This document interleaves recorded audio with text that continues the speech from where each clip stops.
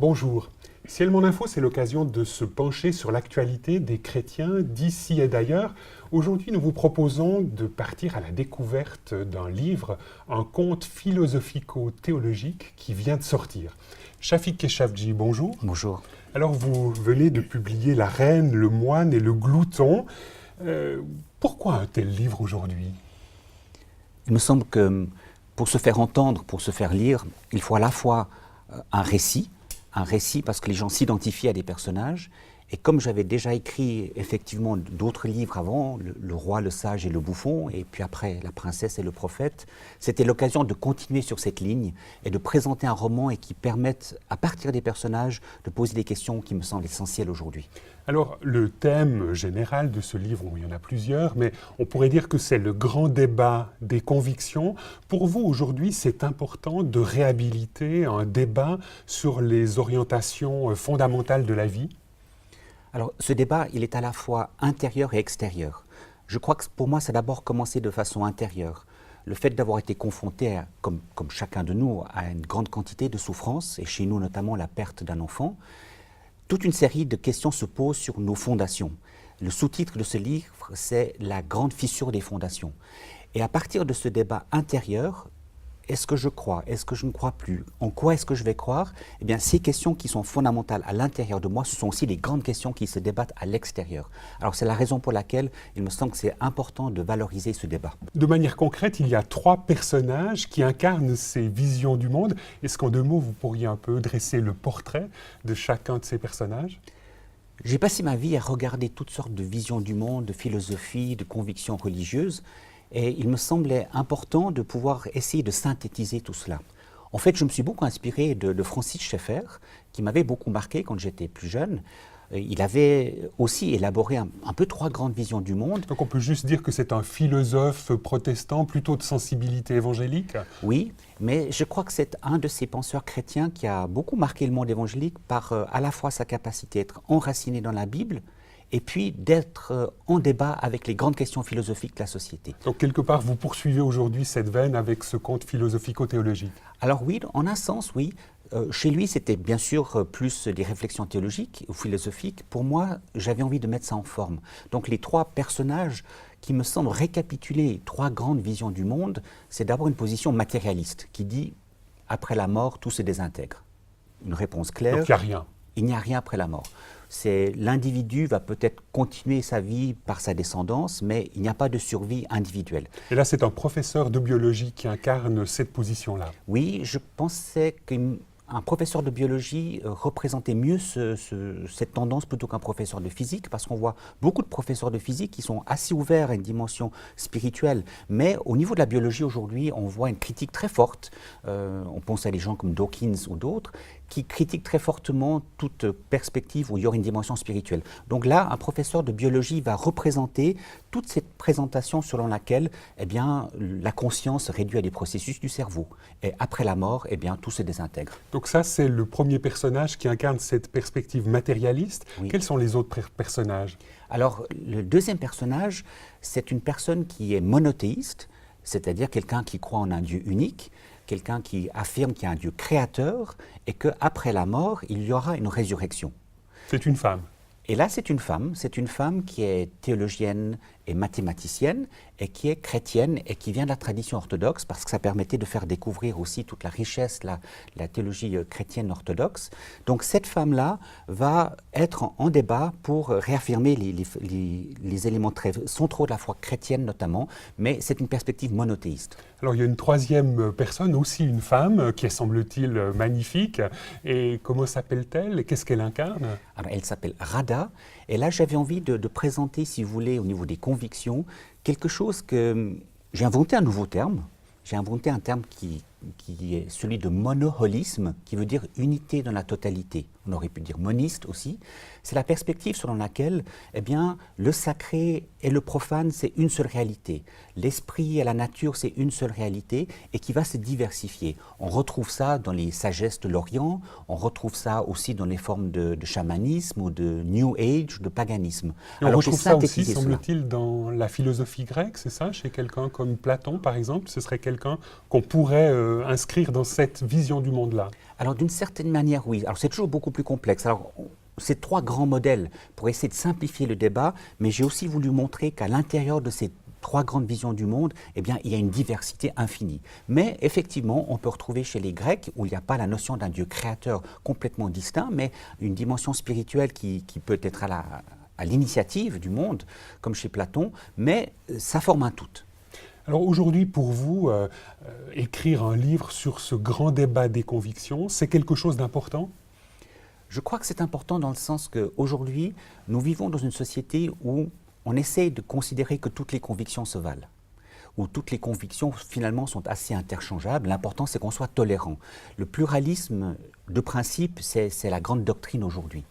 Oui, vous parlez même d'une sorte de tabou à ne pas mettre en question. Oui, c'est que si vous commencez à dire certaines convictions ont plus de valeur que d'autres, vous allez tout de suite être taxé de quelqu'un qui est intolérant et qui n'est pas dans l'air du temps. Alors, ce que j'avais envie de montrer par ces trois grandes visions du monde, c'est que les trois ne peuvent pas avoir raison. On ne peut pas être totalement athée et matérialiste, et puis en même temps totalement monothéiste. Soit Dieu comme créateur existe, soit il n'existe pas. Donc à un moment donné, il faut aussi entrer sur des questions plus fondamentales, sur la question de la vérité. On ne peut pas dire qu'après la mort, c'est la désintégration, ou que ce soit la résurrection ou la réincarnation. Ce sont trois visions du monde qui sont incompatibles. Donc dans notre société qui dit au fond, l'important c'est qu'on accepte cette pluralité, mais qu'on ne va pas sur les questions de vérité, je trouve qu'on manque quelque chose d'essentiel. Est-ce que vous n'avez pas l'impression ici d'être religieusement incorrect, dans le sens un peu en revers de tout ce qui se fait, ce qui se dit aujourd'hui dans les médias par exemple? Alors oui, mais j'avais envie aussi de stimuler les personnes à se poser des questions fondamentales sur leur propre vie et sur l'évolution de notre société. C'est qu'on peut effectivement considérer que toutes les convictions se valent, mais lorsqu'on commence à les approfondir, à un moment donné, il y a des choix qui doivent se faire, même si bien évidemment, au niveau d'une société ou d'un État, on doit respecter la liberté de croyance. Cette liberté, elle est fondamentale. Liberté de rechercher, de se tromper, de changer, c'est fondamental. Sans quoi on arrive à une société théocratique ou dogmatique au niveau idéologique. Donc je respecte tout à fait une société qui va être attentive à cette pluralité. C'est le rôle du politique de permettre aux différentes convictions d'exister. Mais au niveau des convictions fondamentales, il y a des grandes divergences. Même s'il y a des convergences, il y a des grandes divergences et chacun doit quand même pouvoir rechercher dans ce processus. Ce qui est aussi religieusement incorrect, à mon sens, dans votre livre, c'est une certaine manière de parler de l'islam. Dans les annexes du livre, il y a un texte de l'animateur de ce grand débat des convictions qui a des propos très durs à l'endroit du fondateur de l'islam, Muhammad. Vous-même, aujourd'hui, vous êtes à l'aise avec ce type de propos ? Alors il faut peut-être remettre ce texte dans un contexte. C'est un des personnages qui a une sorte de vision et il va reposer la question de la réalité du diable. Dans le livre, j'ai parlé à plusieurs reprises du diable. C'est aussi un des thèmes dont on n'aborde plus. Oui, c'est aussi un peu religieusement incorrect. Voilà, parler du diable, parler de l'enfer, parler de sujets qui fâchent, j'avais envie de le faire. Pourquoi est-ce que j'ai commencé à parler du diable? Ce qui m'a frappé, c'est que un des auteurs que j'ai redécouvert en écrivant ce livre, il a été appelé le plus grand logicien du XXe siècle. Il s'appelle Gödel. Gödel a écrit 2 théorèmes qui montrent que tout système, même scientifique ou mathématique ou arithmétique, n'arrive pas à prouver de l'intérieur sa pertinence. On doit sortir du système pour montrer la pertinence d'un système même en mathématiques. Et à partir de cela, Gödel a vraiment remis en question l'évolution de la pensée scientifique qui voulait s'autosuffire. Et Gödel, c'est lui-même, celui qui a été appelé le plus grand logicien du XXe siècle, il a posé la question du diable. Et il pose la question du diable dans ces termes. Il dit, du moment qu'on a besoin chaque fois de sortir pour justifier son point de vue, le diable, c'est celui qui va nous replier sur nous-mêmes, qui va avoir un système autarcique, un système totalitaire. Et à partir de là, ça a été l'occasion pour moi de relire la Bible. Dans la Bible, en fait, le premier dialogue spirituel de l'humanité, c'est pas entre Dieu et Adam, puisqu'on ne voit rien. C'est entre le tentateur ou le Satan et puis le serpent et Ève. Donc le premier dialogue spirituel qui est mentionné dans la Bible, c'est quelque chose qui est entre un tentateur et puis l'être humain. Et ça m'a ouvert les yeux aussi, bien sûr, sur les autres textes de la Bible. Jésus dans son dialogue avec le diable. C'est un texte très fondamental et fondateur aussi. Donc la spiritualité, elle est traversée. Qu'elle soit chrétienne, hindouiste, athée, hindoue, musulmane, la spiritualité qu'on met en exergue aujourd'hui, il ne faut pas être religieux, il faut être spirituel. Mais il n'y a pas de discernement ou de critique sur qu'est-ce qui se passe, quelle spiritualité. Et alors, effectivement, dans le livre, c'est l'occasion de montrer qu'il y a deux logiques. Il y a une logique de vie, une logique du vivant, du vivifiant, de Dieu, du Dieu trinitaire pour un chrétien, qui va être celui qui va respecter l'autre, qui va mettre en communion et qui va appeler à l'humilité. Et il y a une autre logique. Jésus dit, vous avez le diable comme père. Et bien sûr, les Juifs de l'époque, ou les autorités juives de l'époque ont été fâchés. Donc il y a une autre logique qui fait qu'on va monter en puissance, on va se suffire à soi-même, on va exclure, on va détruire. Et c'est dans cette annexe, si vous voulez, que j'ai retracé un peu toute l'histoire de la philosophie, et il y a un petit passage sur l'islam aussi, mais qui Et là, montre... vous parlez donc de cet admirable arabe, j'imagine, oui. Mohammed, oui. Et puis, dans le même temps, vous relevez toute une série de choses qui sont belles dans la spiritualité musulmane, mais en même temps, vous vous révélez très critique, à l'endroit notamment d'une fascination pour le pouvoir et pour les femmes. Comme Salomon, dans la Bible, je pense qu'à un moment donné, et là, ce n'est pas moi qui ai inventé cela, je vois un certain nombre de musulmans eux-mêmes qui, lorsqu'ils lisent le Coran, ils disent « mais on est beaucoup plus à l'aise avec les textes qui ont été rédigés à la Mecque, où on voit effectivement des textes magnifiques qui appellent au souci des pauvres, souci d'une société plus juste, l'humilité. Et puis là, quand il a eu plus de pouvoir, quand il a eu plus d'autorité, on voit des textes beaucoup plus violents qui sont apparus. Et bien des musulmans aujourd'hui se disent mais qu'est-ce qu'on va faire avec ces textes? Donc ils réinterprètent à partir des beaux textes les passages plus difficiles. Et effectivement, dans ce contexte, il y a une question qui se pose. Est-ce qu'il n'y a pas quelque chose aussi de diabolique qui a pu se passer, comme cela s'est passé, et je le décris dans mon livre, aussi dans les relations entre chrétiens qui sont entretués alors que l'évangile est magnifique? Chafik Keshavji, votre conte philosophico-théologique a peut-être encore une autre dimension religieusement incorrecte, c'est qu'à certains égards, on a l'impression que ce débat autour des grandes convictions est quelque part environné de la tragédie de la mort, et que quelque part ce débat des idées fondamentales est comme dépassé par une sorte de tragédie existentielle qui traverse l'ensemble de votre roman. Alors je crois que souvent les débats des idées qu'on peut avoir ne naissent pas comme ça uniquement au niveau intellectuel. C'est parce qu'il y a un processus tragique, processus de souffrance, processus de crise qui peut être individuel ou de société. Et c'est la raison pour laquelle dans le roman, il y a vraiment deux dimensions. Il y a la tragédie de ce roi qui va découvrir que sa fille est malade, et une maladie mortelle. Donc ce n'est pas juste des questions abstraites. C'est si je suis confronté à la possible mort d'un proche, et ça peut se passer dans quelques mois, on est obligé d'aller aux fondations. Et c'est là qu'on va être confronté, mais est-ce que je crois en Dieu ou est-ce que je n'y crois pas? Est-ce que j'imagine une réincarnation, des milliers de réincarnations, ou est-ce que j'ai une espérance de résurrection? Donc les grandes questions fondamentales apparaissent. Et là, ce qui est intéressant de voir, c'est que la figure du Christ intervient pour vous comme quelque part l'occasion d'être accompagné jusqu'à son dernier souffle. Alors oui, effectivement, le Christ, pour moi, est vraiment la figure par excellence de la beauté. Là, je cite Dostoïevski notamment, qui lui aussi était attentif au fait que la beauté, c'est un mélange de divin et de diabolique, et qui se passe en chacun de nous.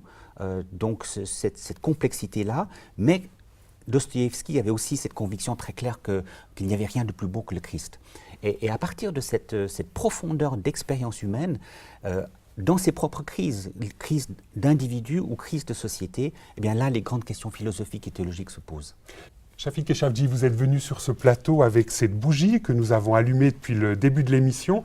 Concrètement, qu'est-ce qu'elle représente, cette bougie, pour vous? Alors cette bougie apparaît aussi à un moment donné dans le livre, où la personne qui présente la foi chrétienne en débat avec les autres va dire « mais cette bougie, c'est un symbole notamment de la Trinité ». Dans la Trinité, vous avez une bougie, mais 3 flammes. Bien sûr, c'est une image qui est tout à fait inadéquate d'une certaine manière, mais en même temps, qui dit que dans le mystère de Dieu, il y a cette beauté à la fois de communion et puis de respect de l'autre. Il y a une unité en Dieu et puis il y a ce mystère de l'un et de l'autre. Et que c'est constamment dans ce mystère où l'un accueille l'autre, où l'un se donne à l'autre, qu'il y a une logique de vie. La logique de mort, la logique du diable, c'est l'un contre l'autre, c'est l'un qui détruit l'autre. Là, on est dans une autre logique. Et là, il y aurait une sorte de parabole pour notre société aujourd'hui, pour une vie dans le respect des convictions des uns et des autres. Alors oui, c'est aussi à partir de cette perspective trinitaire où Dieu nous dépasse, mais en même temps, il y a cette dimension de vie, eh bien, on voit très bien, on pourrait étendre ça entre catholiques, orthodoxes et protestants. On peut soit se clôturer sur soi-même ou essayer de voir comment est-ce que l'Évangile traverse nos différentes églises et comment est-ce qu'on peut se nourrir mutuellement. Et puis jusqu'à un certain point, aussi entre les trois personnages de mon livre, parce qu'on peut apprendre d'un athée, on peut apprendre de quelqu'un qui vient d'une sagesse orientale, on peut être en désaccord, mais s'il y a une vraie humilité, s'il y a une vraie expérience, il y a quand même des éléments où je peux apprendre. Donc dans une société complexe, on peut parler des sujets qui fâchent, mais on peut aussi apprendre à avoir cette humilité qui nous ouvre au mystère du Dieu vivant. Shafik Keshavji, merci beaucoup de nous avoir retrouvés sur ce plateau. Madame, Monsieur, nous espérons que cette émission vous aura intéressé. Je rappelle que Shafik Keshavji a publié un conte philosophico-théologique qui s'intitule « La reine, le moine et le glouton ». Au revoir et à bientôt.